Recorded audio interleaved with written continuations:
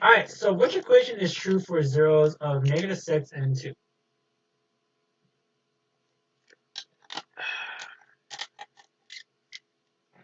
Okay, so what are zeros, first of all? So we're going to talk again about the quadratic function. Okay, so our quadratic function can be written out in the standard form as such, where f of x is equal to ax squared plus bx plus c. Okay, so the quadratic function has a quadratic equation where, so the zeros, so if the zeros are x equals a and b, okay, then f of a equals f of b, which equals 0. Okay, so that's what it means by 0. So the zeros are basically the values of x, which makes our quadratic function equal to 0. So that's why we call them zeros. Other words that we use for it is solution, or x-intercept. Okay, so those are the other words that we use for zeros. Okay, so in this question itself, we're given options of 4 different quadratic functions, and we want to evaluate whether these zeros, whether these values of x are zeros for each of these functions. Okay, so the simplest way that we can do it is by plugging it into our function. Okay, I'll show you guys a different method. It's a really extraneous method, but it's a good way to practice your factoring. Okay, so let's look at a first. So let's plug in x equals -6. So our function here is 2x squared minus 16x plus 12. Okay, so let's plug in x equals -6 and 2. Okay, so uh, 2 times -6 squared minus 16 times -6 plus 12. What does that equal to? 36, 72 minus 96 plus 12. Okay, that does not equal 0. We're not even going to evaluate that. All right. All right, so what about 2? So we have 2 times 2 squared minus 16 times 2 plus 12. That's equal to -28, -16. So that does not equal 0. Okay. 4 minus 32, 28. Okay, yeah. So we now know that option A does not have zeros of -6 and 2. Okay, so let's work for option B again, and we're going to plug in. And for option C and option D, I'll show you guys a different method. Okay, so option B is 2x squared plus 8x minus 24. So let's plug in x equals -6 and 2. And let's see what we get. So 2 times -6 squared plus 8 times -6 minus 24. I have a good feeling about this one. Maybe not. 72 plus 48 minus 48 minus 24. That equals 0. Okay, 72 minus 48 is 24. That equals 0. Okay, how about 2? 2 squared plus 8 times 2 minus 24. That is equal to 8 plus 16 minus 24. That equals 0. And therefore, for this quadratic function, its zeros are -6 and 2. Okay? All right, for C. Now we're going to use a different method, and we're going to use factoring to help solve this. Okay? So basically, by finding the factors of our function, it's very easy for us to identify the values of x that make our function equal to 0. Okay, so if we have 3x squared minus 4x minus 12, so we're going to use the cross multiplication method again. So factors of 3 are 3 and 1, and the factors of -12, let's use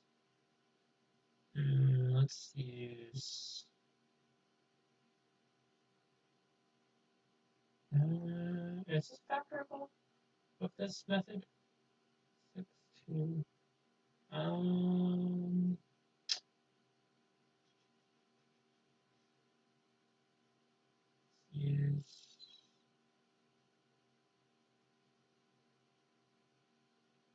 -2 and 6. No, that's not going to work.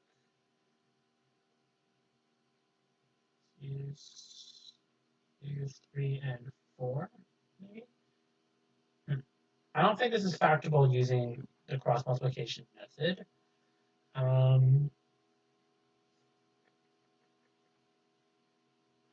don't believe it is.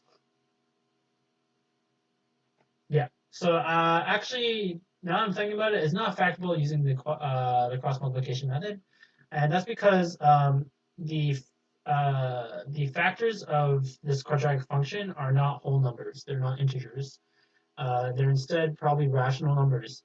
So we're not really able to use the cross multiplication method here, unfortunately. So we'll just keep plugging it in into our function here. So we're going to plug in x equals -6 and 2. So if we were to do that, we have 3 times -6 squared minus 4 times -6 minus 12. Okay, and 36 times 3 is 1008, I believe. Times 3, yeah. Okay, and minus 24, or plus 24 minus 12. So this doesn't equal 0, obviously. Let me just check my math and make sure this is correct. 36 times 3 is 18, 9, 10. Yeah. Okay. And 2 squared minus 4 times 2 minus 12. That's equal to 12 minus 8 for -8, which is not equal to 0. Okay, so we figured out that x equals -6 or 2 are not zeros of this quadratic function. And finally, we have d. I don't believe this is factorable with the cross multiplication method again. I'm just looking at the factors already. I don't believe it is. I can take a look at it. 9, 4, 12, no. 6 and 6. No, it's not. Okay.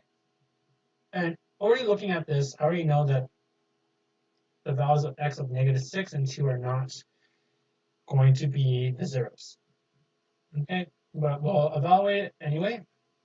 So 3 times -6 squared plus 12 times -6 plus 36. That's going to be 108 minus 72 plus 36. Okay, so 108 minus 72 is 36. So that's, if this was -36, then this would be 0. That is not. Alas, it is not. Okay, and let's check 2. So 3 times 2 squared plus 12 times 2 plus 36. And that's equal to 12 plus 24 plus 36. That's not equal to 0. Okay, so we have evaluated each of them, and we have figured out that option B is has a quadratic function whose zeros are -6 and 2. So I'm going to use this as an example to show you how the cross multiplication method can find either zeros. Okay, so going back to our question here, we have our function as 2x squared plus 8x minus 24. Okay, so let's think of the factors of 2 and -24. So the factors of 2 is 2 and 1, and the factors of -24 are, so there's a lot of different factors. We have 1 and 24, we have 2 and 12, we have 3 and 8, we have 4 and 6. In this case, we're going to use, what should we use here? We should use 4 and 6, I believe. So -4 and 6. Okay, so if we were to cross multiply this together, we get 12 minus 4, which is equal to 8. So we have found our factors here.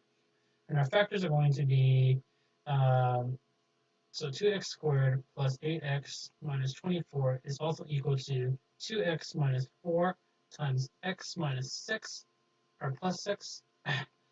We can factor out the 2 here, so it's 2 times x minus 2 times x plus 6.